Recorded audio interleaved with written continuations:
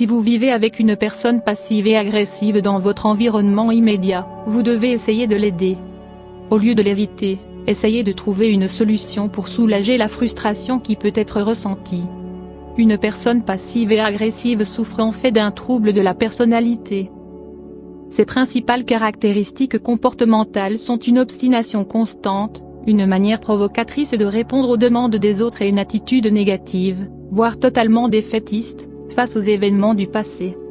Avant de commencer, aimez, abonnez-vous et activez la cloche de notification de notre chaîne YouTube, pour ne rater aucun de nos contenus à venir. On commence. Vivre avec une personne passive et agressive est aussi compliqué que fatigant. Comme c'est toujours le cas avec les troubles de la personnalité, certaines personnes remplissent des critères spécifiques, tandis que d'autres les accumulent tous. Cependant, toutes les personnalités passives et agressives peuvent manipuler les autres et construire des relations interpersonnelles basées sur la souffrance et le malheur. Vous vivez peut-être actuellement avec l'une de ces personnes. Quelqu'un de votre famille ou de votre travail peut souffrir de ce trouble si destructeur. Si c'est votre cas, sachez qu'il existe des stratégies qui vous permettent de les affronter et des thérapies psychologiques qui peuvent les aider à mettre fin à ce comportement négatif et hostile, souvent causé par deux dimensions fondamentales, la colère et la frustration. Dans la suite de cette vidéo, nous proposons de découvrir quelques aspects essentiels de ce trouble de la personnalité. 1.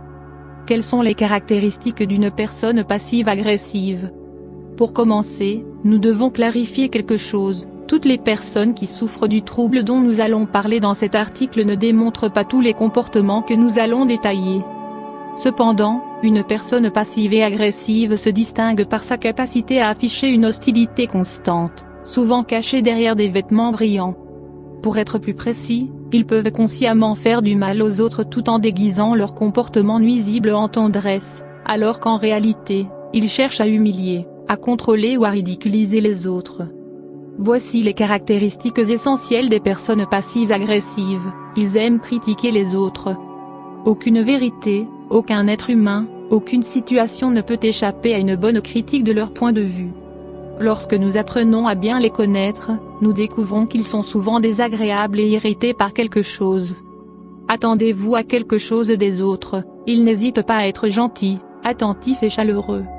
Ils oublient vite certaines choses pour ne pas assumer leurs responsabilités. Ils ne finissent jamais ce qu'ils commencent. Ils sont cyniques. Ils font preuve d'une formidable capacité à blâmer les autres, même s'ils sont responsables. Ils se présentent comme des victimes, dévalorisés, malheureux. Ils détestent toutes les formes d'autorité.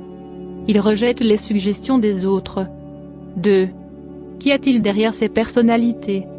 C'est souvent la première réflexion que nous faisons nous-mêmes. Pourquoi agissent-ils de cette façon? Si, à long terme, ils ne peuvent que ressentir de la frustration. Voilà certaines des choses auxquelles nous pensons. En général, il s'agit de personnes qui ont été élevées dans des familles qui ne font pas de la gestion émotionnelle une priorité. Ils n'ont jamais appris à canaliser leur frustration ou à se débarrasser de leur colère. Ils ont très peu d'estime de soi. Peu à peu, ils se sont rendus compte qu'en contrôlant les autres et en prenant une position de pouvoir, ils pouvaient cacher leurs propres défauts. Ils ont aussi pris conscience à un moment de leur vie qu'être gentil ou tendre pouvait leur permettre d'obtenir ce qu'ils voulaient. Ils ne savent pas comment gérer leurs émotions négatives. Le fait de ne pas le faire augmente leur colère et le sentiment qu'ils ont que le monde est injuste. Ils pensent qu'ils sont incompris, les gens. 3. Comment traiter une personne passive-agressive? Il est fort possible que la première chose que nous voulons faire avec une personne passive-agressive soit de fuir. Nous devons immédiatement nous dire que ce n'est pas la première fois que nous sommes nous-mêmes dans cette situation. La deuxième est que nous ne devons pas toujours fuir ce qui nous fait peur ou qui semble trop compliqué. La première chose que nous devons faire est de comprendre. Comprendre les bases de ce trouble peut nous aider à y faire face. Nous devons alors éviter de céder au contrôle de la personne que nous avons devant nous.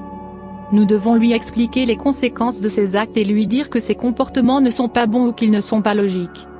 Nous ne pouvons pas oublier que ce qui nourrit une personne passive et agressive, c'est sa faible estime en soi.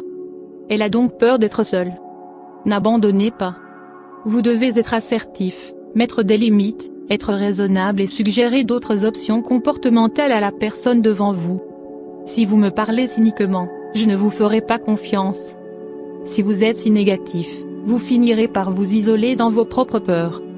Au lieu de toujours vous concentrer sur ses défauts et de le critiquer, vous devriez essayer de voir les bons côtés de sa personnalité.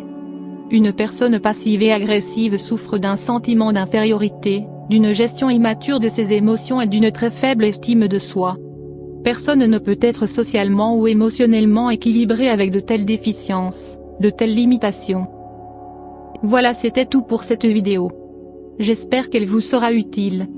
N'hésitez pas de donner votre point de vue dans les commentaires et surtout n'oubliez pas de vous abonner à la chaîne et d'activer la cloche de notification.